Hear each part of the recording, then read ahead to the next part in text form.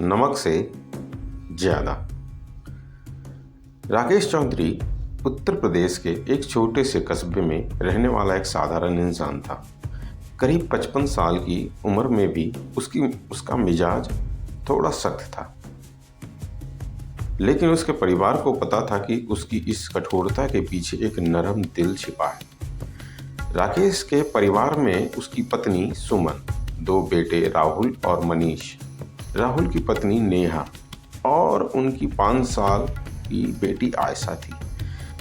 परिवार में लड़ाई झगड़े होते रहते थे, लेकिन एक दूसरे के प्रति गहरी मोहब्बत भी थी। रोज रात का खाना सब मिलकर खाते। सुमन सबके पसंदीदा पकवान बनाती और राकेश हर बार उसके खाने की तारीफ करता।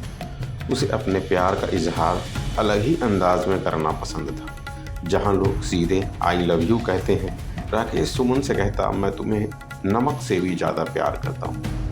यह बड़ा ही अजीब लेकिन प्यारा सा जुमला राकेश की पहचान बन चुका था। उसके कहने का मतलब था कि उसका प्यार नमक जैसा है, बिन दिखे लेकिन ज़रूरी, जिसके बिना जीवन बेस्वाद हो जाता है। कहानी में मोड़ तब आया जब राकेश के छोटे बेटे मनीष ने दिल्ली जाकर नौकरी करने की बात कही। राकेश को ये सुनकर गहरा धक्का लगा। उसकी परवरिश एक संयुक्त परिवार में हुई थी और वह अपने बच्चों को खुद से दूर जाता नहीं देख सकता था। उसे लगता था कि एक परिवार को एक ही छत के नीचे रहना चाहिए, लेकिन मनीष अपने दम पर दुनिया देखना चाहता था। एक शाम खाने के बाद मनीष ने हिम्मत जुटाकर बात की, पापा, मुझे दिल्ली जाने का ऑफर मिला है। यह मेरे लिए अच्छा मौका है। मैं दिल्ली जाना चाहता हूँ। राकेश का चेहरा सख्त हो गया। उसने कड़े लहजे में कहा, यहाँ भी नौकरी है, दिल्ली जाने की क्या ज़रूरत है? मनीष ने समझाने की कोशिश की, पापा, वहाँ वेतन और पद दोनों ही अच्छे हैं। मैं अपने बलबूते कुछ करना चाहता हूँ। लेकिन राजेश अपनी बात पर अड़ा रहा। तुम यहाँ से बाहर नहीं जाओगे। हम सब यहीं एक साथ रहेंगे जैसे हमेशा से रहते हैं। यह बहस धीरे धीरे गुस्से में बदल गई। राकेश ने मनीष पर स्वार्थी होने का इल्जाम लगाया और मनीष ने राकेश को बहुत ज़्यादा दबाव डालने वाला कहा। गुस्से में राकेश ने कहा दिया, तुम मेरे लिए कुछ नहीं हो। अगर मेरी बात नहीं मानते चले जाओ, लेकिन याद रखना यह घर तुम्हारे लिए नहीं होगा फिर। मनीष उस रात गुस्से और दुख में अपना सामान बांधकर दिल्ली चला गया, पीछे सुमन का दिल और राकेश की खामोश पीड़ा छोड़कर। दिन बीतते गए और राकेश का गुस्सा धीरे धीरे शांत हुआ, लेकिन उसका अहम उसे मनीष से बात करने से रोकता रहा। सुमन अपने बेटे की कमी महसूस करती थी, पर वो जानती थी कि राकेश ने गुस्से में जो कहा था उसका मतलब नहीं था। राहुल और नेहा ने माहौल ठीक करने की कोशिश की, लेकिन हर बार मनीष का नाम सुनते ही राकेश का चेहरा सख्त हो जाता। एक दिन सुमन ने राकेश से सीधा सवाल किया, तुमने गुस्से में जो कहा उसका कोई मतलब नहीं था। मनीष हमारा बेटा है, तुम उसे अपने से कैसे दूर रख सकते हो? राकेश का स्वर थोड़ा नरम पड़ा, लेकिन चेहरा कठोर ही रहा। तुम नहीं समझोगी सुमन, उसने मुझे धोखा दिया है। अगर उसे हमारे साथ नहीं रहना था तो उसकी मर्जी है। सुमन की आंखों में आंसू आ गए। तुम्हें लगता है कि तुम्हारा गुस्सा सही है, पर तुम अपने बेटे को खुद से दूर कर रहे हो। यह तुम्हारा गुस्सा तुम्हारे प्यार को दिखाता है या तुम्हारे अहंकार? उस रात राकेश सो न सका। उसे एहसास हुआ कि उसके गुस्से ने बाप बेटे के बीच की दीवार खड़ी कर दी थी। लेकिन अपनी गलती मानना राकेश के लिए आसान नहीं था। दिल्ली में मनीष को कई मुश्किलों का सामना करना पड़ रहा था। नौकरी उतनी अच्छी नहीं थी जितनी उसने सोची थी और अकेलापन उसे कचोटने लगा। उसे माँ के हाथ का खाना, आयशा की मासूम हंसी और पिता की सख्त आवाज़ सब याद आने लगे, लेकिन वह अपनी जिद के चलते वापस लौटने से झिझकता रहा। वह कई बार माँ का हालचाल पूछने के लिए फ़ोन मिलाता, लेकिन जब सुमन पापा की बात करती वह बात बदल देता। सुमन समझती थी राकेश और मनीष दोनों ही एक दूसरे से प्यार करते रहे हैं, लेकिन दोनों की जिद ने उनके बीच दूरी बना दी थी। महीने बीते और सर्दियां आ गई। एक शाम सुमन को तेज बुखार हो गया।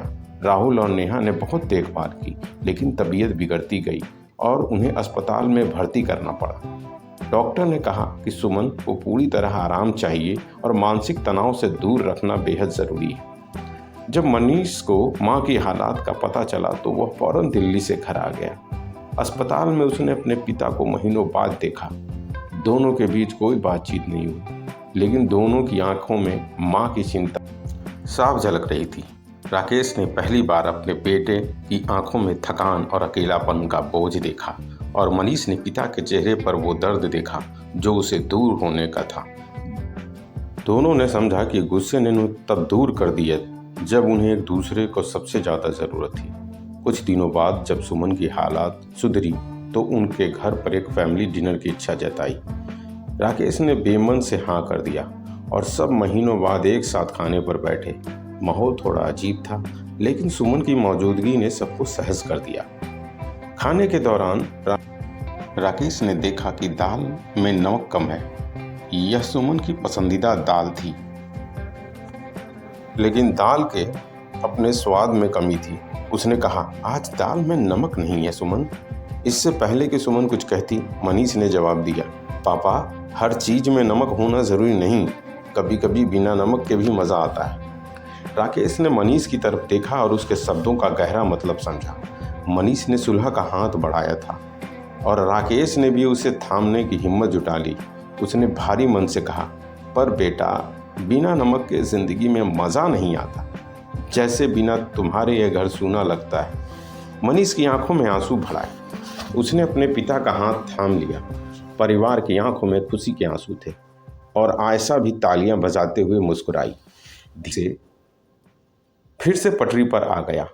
मनीष ने घर के पास ही एक नौकरी पकड़ ली ताकि वह अपने परिवार के साथ रह सके।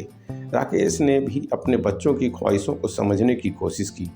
अब डिनर की टेबल पर पहले की तरह हंसी टिटोली होने लगी और सुमन के हाथों का खाना फिर से उतना ही स्वादिष्ट लगने लगा। एक शाम राकेश सुमन के साथ आंगन में बैठा था। सूरज ढल रहा था और बच्चे आंगन में खेल रहे थे। राकेश ने सुमन की तरफ देखा और कहा, सुमन, याद है मैं कहता था ना, मैं तुम्हें नमक से भी ज़्यादा प्यार करता हूँ। शायद सच में प्यार को नमक से तुलना कर सकते हैं। नमक न हो तो सब फीका लगता है। सुमन ने मुस्कुराते हुए कहा, और जानते हो, नमक थोड़ा कम ज़्यादा हो जाए तो भी चल जाता है, पर प्यार न हो तो ज़िंदगी में मज़ा नहीं रहता। राकेश ने हंसते हुए सिर हिलाया। परिवार ने करवाहट देखी थी, लेकिन यह भी सीखा था कि प्यार नमक की तरह जिंदगी के खोए हुए स्वाद को वापस ला सकता है और कभी कभी थोड़ी सी खटास भी रिश्तों को और मजबूत बना देती है। इस नई शुरुआत ने राकेश और सुमन के बीच की दीवार को खत्म कर दिया था। अब उनका परिवार पहले से कहीं ज़्यादा एकजुट था। मनीष और राकेश के बीच की गलतफहमी मिट चुकी थी और दोनों एक दूसरे को समझने लगे थे। कभी कभी जीवन में जो सबसे ज़्यादा कड़ी राह लगती है वह सबसे ज़्यादा सीखने वाली होती है। राकेश और मनीष के रिश्तों में जो दूरी आई थी वह केवल समय की बात थी। उस समय को दोनों ने अपने अपने तरीके से महसूस किया और धीरे धीरे उसे ठीक किया।